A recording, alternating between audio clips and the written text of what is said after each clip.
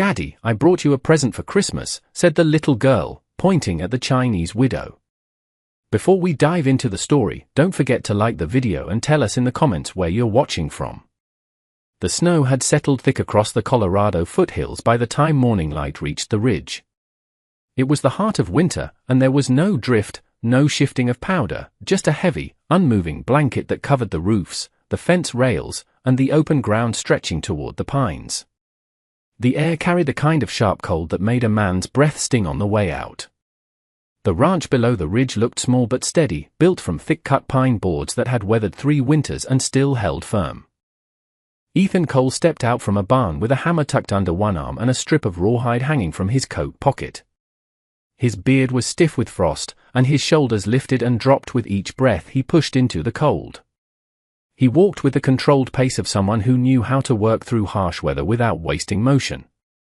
Ethan had never been the kind of man who hurried unless danger pushed him. After 20 years as a U.S. Marshal, tracking killers, settling disputes, and burying too many memories, he now chose a life that required quiet hands and steady thinking instead of gunfights. He bought this land because it sat far from any saloon, rail line, or outlaw trail. He built the cabin because he wanted a place where his daughter wouldn't hear gunfire in the distance or see men dragged from the jailhouse. His mission now was simple: raise his daughter in peace and avoid anything that could bring violence back to his doorstep. He reached the barn door hinge and examined the crack left from last week's windstorm. The wood had split unevenly near the joint, and each time the door swung, it groaned. Ethan pressed his thumb along the break, studying whether it could hold another season or if he needed to replace the entire beam. His jaw tightened the way it always did when he worked through problems quietly. He lifted the hammer, drove a nail in, and listened to the way the sound bounced along the boards. Behind him, the cabin door shut softly, but he didn't turn. That sound belonged to Lily, and she had a very specific way of moving, quick, curious, always drifting toward something she wanted to explore. Ethan checked the tree line briefly and saw her small figure heading toward the creek again. Her coat hung open, and her scarf already sagged off one shoulder. He let her go but kept her in his mind. Her curiosity made her bright and spirited, but it also meant she wandered more than he liked. She had lost her mother at 4 years old, and since then, he had worked twice as hard to keep her world safe. That meant teaching her to watch the land, judge the weather, and stay within sight lines. Today, she pushed those limits again. Ethan planned to call her back once he secured the hinge. The snow crunched under his boots as he moved around the door to test the frame. He ran his hand along the edge, checking for loose fibers. The cold settled deeper into his coat, but he kept working through it. Hard labor kept him grounded. As long as his hands were busy, his mind didn't drift toward the old gunfights or the mistakes that followed him even out here. When he straightened and glanced toward the creek again, his breath caught mid-exhale. Lily was returning through the snow. But she wasn't alone. She held the hand of an unfamiliar woman, barefoot, shivering, and visibly close to collapse. Ethan stiffened. The hammer in his hand lowered but didn't drop. His feet shifted apart slightly, not in threat, but in preparation. His instincts sharpened in the way they used to whenever he approached a camp where he didn't know who was armed or desperate. Lily waved with her free hand. "Daddy," her voice carried across the quiet land. "I brought you a Christmas present." Ethan's jaw locked. He moved toward them slowly, each step steady and controlled, assessing the situation in the same methodical way he once evaluated crime scenes. The woman beside Lily was young, perhaps 25, with pale skin dulled by cold and exhaustion. She wore a traditional silk cheongsam, a vivid red that stood out starkly against the white snow, but the garment was torn at the hem and side, exposing the bruising along her ribs. Her hair, long and black, hung tangled across her shoulders. She clutched her arms over her chest, not modestly, but simply to trap what little warmth she had left. Her bare feet were red and raw, her legs shaking with each step. Every line of her posture signaled severe fatigue. Her eyes, dark and almond-shaped, tracked Ethan's movements closely, ready to react if he appeared threatening. Lily held onto her with both small hands, tugging gently to keep her upright. Ethan crouched the moment they reached him. Where did you find her? His tone was calm but edged with tension. By the creek, Lily said. She was so cold she could barely stand. She didn't have shoes. She needed help. Ethan rose at a controlled pace. His attention shifted fully to the woman. What's your name? He asked. The woman hesitated as if weighing whether answering him was safe. My Lin, she finally said, her voice brittle. How long were you out in this weather? 2 nights, maybe more. I ran when they killed my husband. Men were selling women. I didn't know where else to go. Her eyes dropped as she spoke. Her shoulders tightened and her breath shuddered from the effort of talking. Ethan noted each detail. The way she swayed slightly, the torn red silk, the faint marks on her wrist that hinted at bindings. She was telling the truth.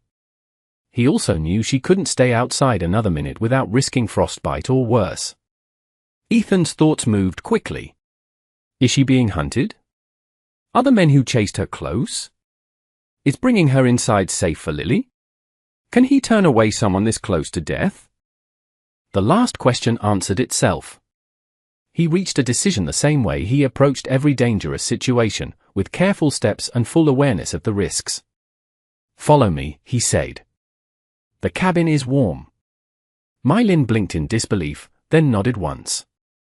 She leaned slightly toward Lily for balance as the child led her toward the porch.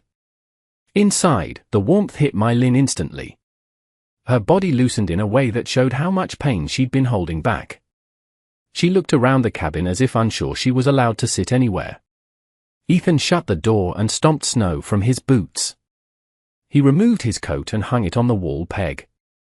The room was small but organized, with a stove, a table, 2 chairs, shelves lined with jars of beans, and Lily's drawings pinned along the far wall. Ethan pulled out a chair. Sit before you fall. My Lin lowered herself slowly, her fingers trembling as she adjusted the blanket Lily draped over her shoulders. Her breathing deepened slightly, the first sign of relief she'd shown. Ethan ladled warm broth into a bowl and set it in front of her. Take your time. Too fast will make you sick. My Lin lifted the spoon with both hands. Steam rose toward her face. She took a careful sip, then a second, each one bringing a small change in her expression.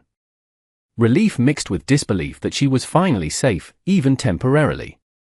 Lily sat beside her, eyes bright. You can stay for Christmas, she said. Daddy won't make you go back outside. Ethan didn't interrupt. He didn't promise anything either. He simply watched the way My Lin held the bowl, the way she fought to keep her hand steady, the way she kept glancing at the door as if expecting someone to storm inside. Snow tapped lightly against the window. The fire crackled in the stove.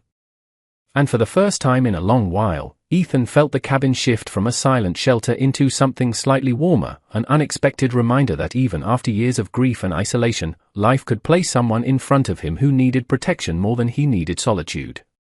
The cabin held a quiet warmth as the fire settled into a steady burn, its glow reaching the corners of the room where shadows lingered. My Lin finished the last sip of broth, her fingers still trembling from cold and hunger, and placed the tin bowl gently on the table. Ethan stood a short distance away, leaning one hand on the counter while he watched her closely, not with suspicion, but with the focused attention of a man who needed answers before nightfall.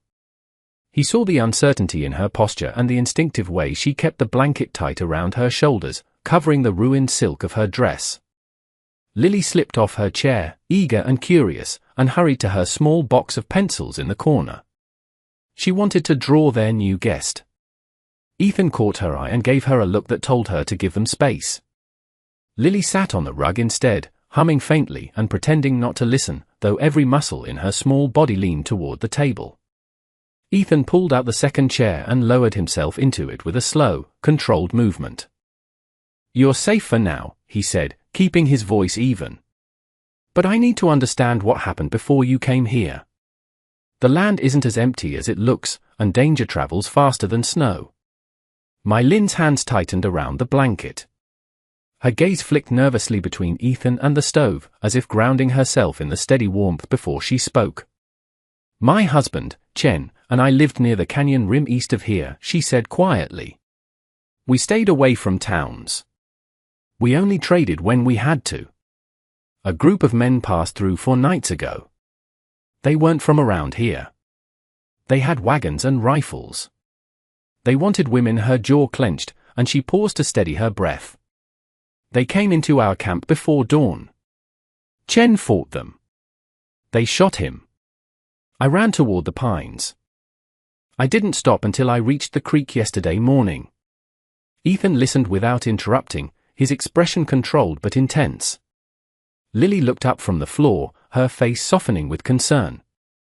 She crawled closer, placing a hand on Mai Lin's knee. Mai Lin flinched at the touch reflexively, then exhaled slowly and offered Lily a faint, grateful nod. Ethan continued. "How many men were there?" 5, Mai Lin answered. "One older, the others younger. They moved like they'd done this before. They weren't hiding it." Ethan's fingers tapped the table once. His mind moved through possibilities: outlaws, deserters, traitors, or men running from something worse. He had dealt with men like that back when he carried a badge. They didn't abandon their pursuits easily. "Did they follow you?" he asked, keeping his voice low so Lily wouldn't hear the weight behind the question. "I don't know," Mai Lin whispered. "I didn't hear horses after the first mile. I saw no tracks, but I didn't look back." Ethan leaned back in his chair, not because he was relaxed, but because he needed space to think without crowding her. He had to decide how much risk she brought to the ranch. If the men who killed her husband were still close enough to threaten them, every decision he made now had to protect Lily before anything else. He studied Mai Lin carefully. She wasn't lying. Her expression carried too many raw edges: fear that hadn't settled, grief she hadn't processed, and an exhaustion that went deeper than hunger. She wasn't a danger, she was a survivor trying to breathe. "Your feet," he said, shifting his focus. "They're frostbitten at the toes."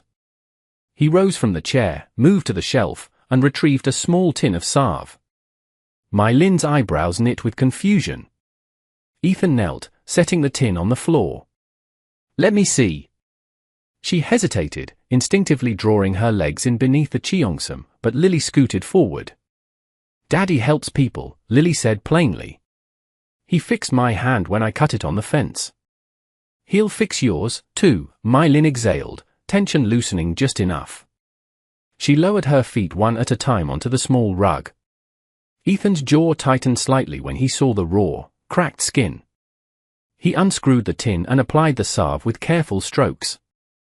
His gloves were still cold from outside, and Mai Lin gasped quietly when his fingers brushed her skin. He paused. "Does it hurt too much?" "No," she murmured. "It only surprised me." Ethan continued with slower movements, his touch steady. He wasn't comfortable with the closeness, his shoulders stiffened and his breath shortened, but he didn't pull away.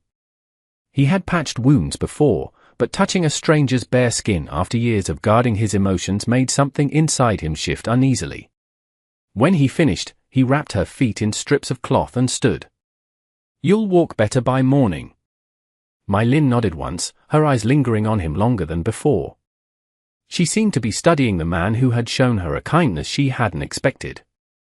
There was confusion in her gaze mixed with something heavier, recognition of safety she hadn't felt since before Chen died. Lily tugged Mai Lin's hand again. "You should see my drawings," she said, excitement bubbling up. "I made one of a horse with really long legs." Ethan cleared his throat. "Lily," he said, tone gentle but firm. "Give her a moment." Lily sighed dramatically and went back to her corner. Ethan turned to Mai Lin again. "You need rest. We'll decide what comes next when daylight's better."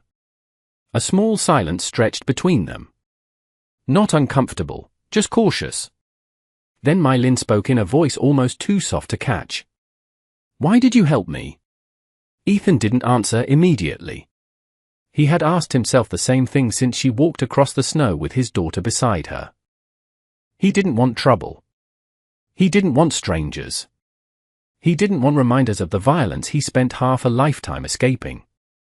But he also knew what happened to people left outside in winter. "You were freezing," he finally said. "And my daughter trusts you. That's enough for now." My Lin lowered her eyes, the faintest tremor running through her shoulders. Ethan looked away quickly before the moment grew too heavy. He stirred the fire, added a few logs, and checked the latch on the door. Old instincts rose in him, the urge to watch the windows, keep the rifle close, and listen for anything that didn't belong in the snow. Outside, the wind pressed against the cabin walls. Inside, the presence of a scared woman and a hopeful child changed the air in ways Ethan didn't yet know how to handle. The night ahead would bring questions he wasn't ready for. But for now, the cabin held 3 people instead of 2, and that alone shifted the world in a way none of them fully understood yet. The fire burned lower as afternoon faded, its glow turning from bright gold to a deep orange that stretched across the cabin floor. Ethan checked the stove, fed in another log, and lowered the latch. He kept watch on the space around My Lin without making it obvious, noting how her breathing had steadied since eating. Lily sat with her, showing drawings one after another. Ethan stepped outside long enough to check the yard.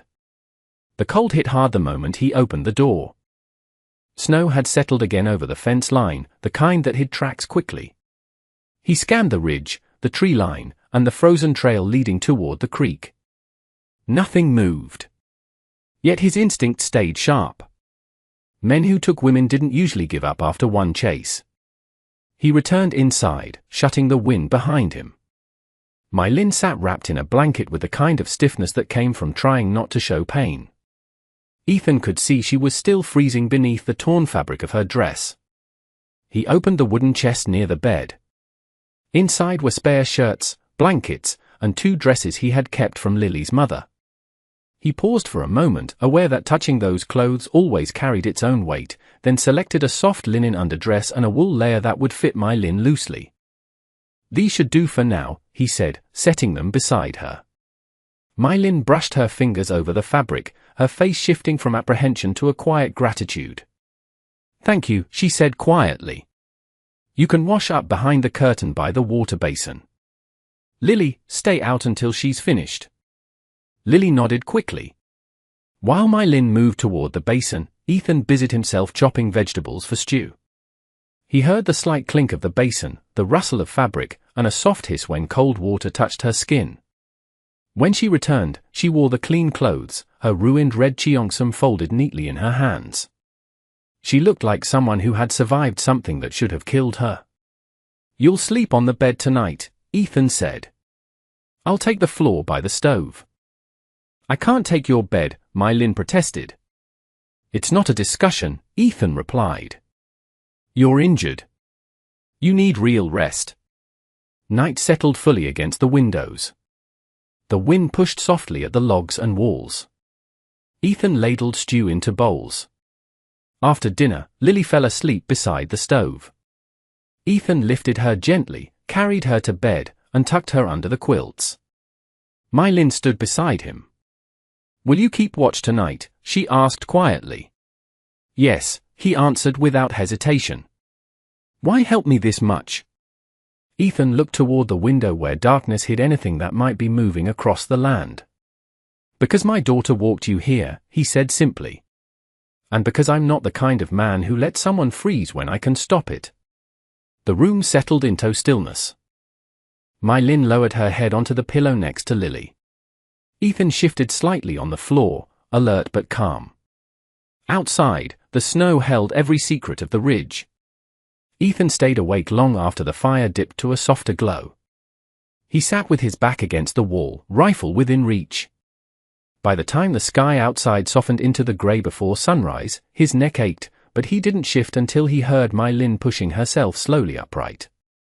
She noticed Lily still sleeping beside her, warm and unharmed.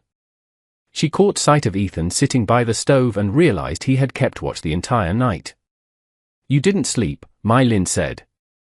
"Didn't need to," Ethan replied. He rose to his feet. "I'm checking the ridge before the sun climbs.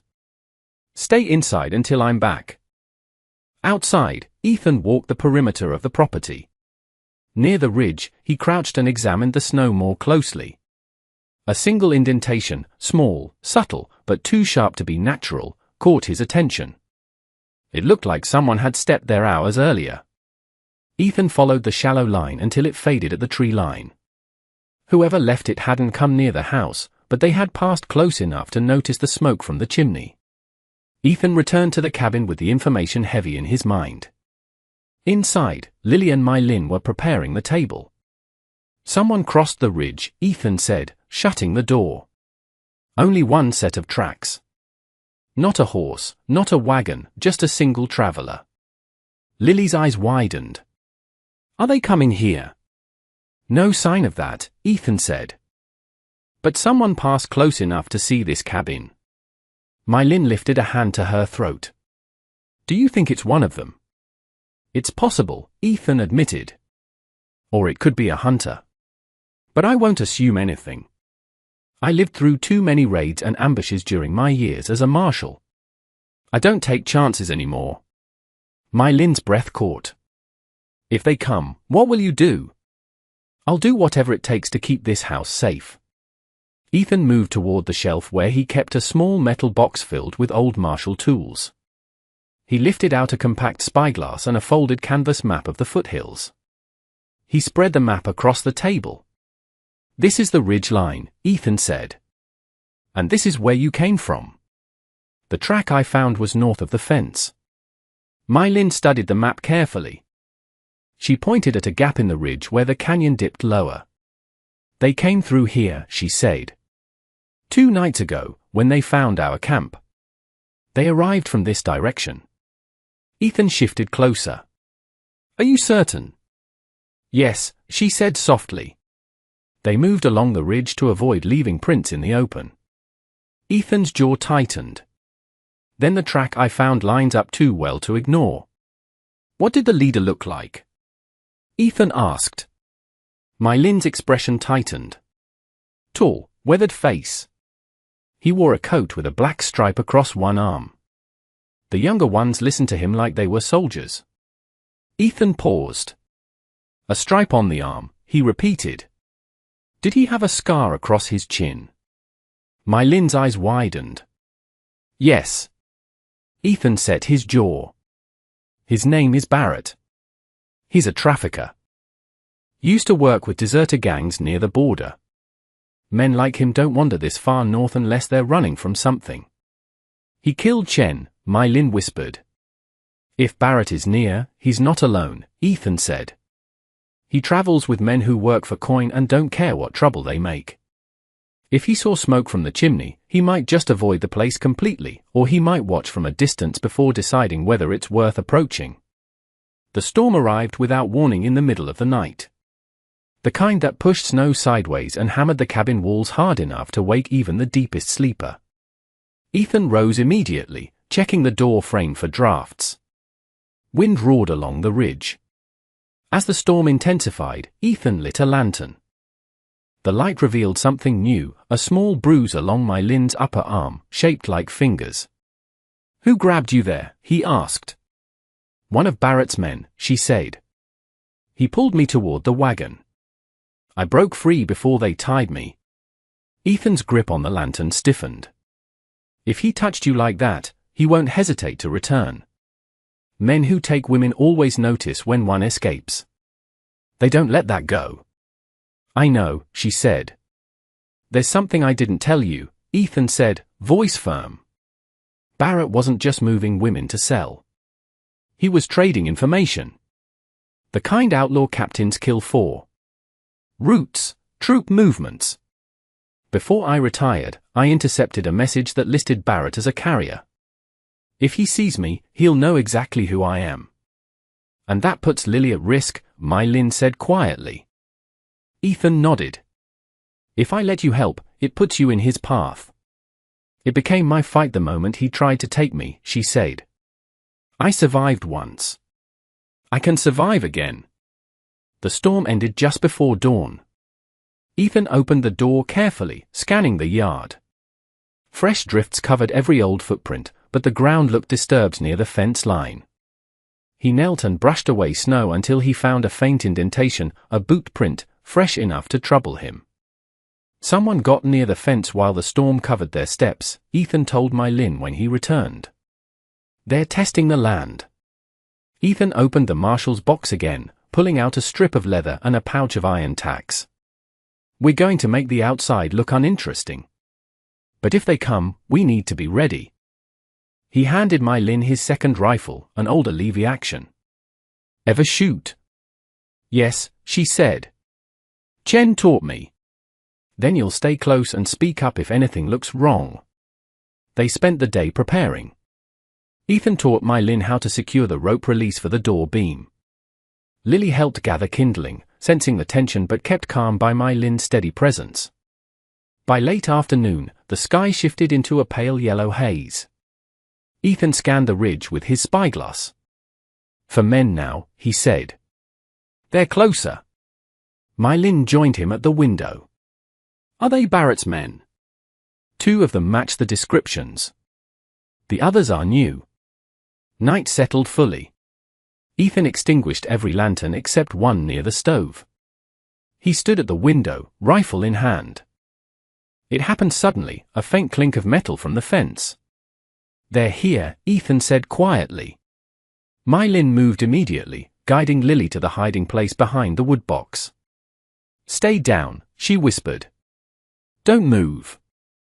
3 shadows appeared just beyond the yard. Ethan raised his rifle.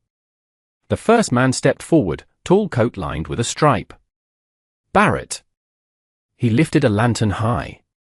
I'm looking for something that belongs to me, he called, his voice cutting through the cold. A woman ran from my camp. Tracks led this way. Your business ends at the fence, Ethan shouted back without opening the door. Barrett laughed. Marshal Cole. Didn't expect to see you living like a farmer. You got someone inside, don't you?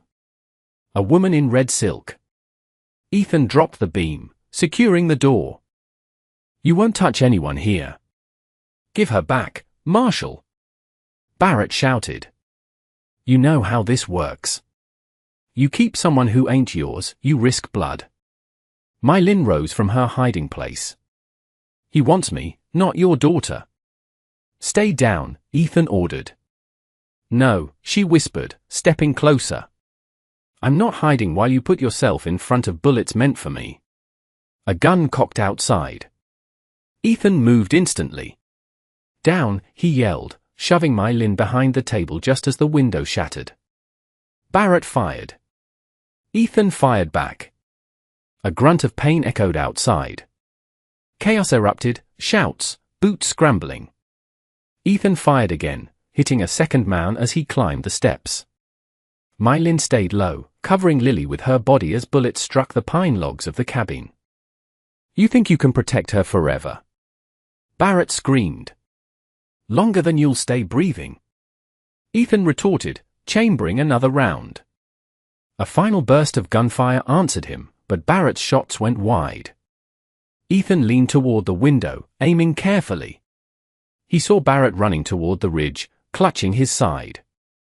Cowards retreating, Ethan muttered. Is he leaving? My Lin asked, crawling forward. For now, Ethan said. But he's not coming back. I hit him.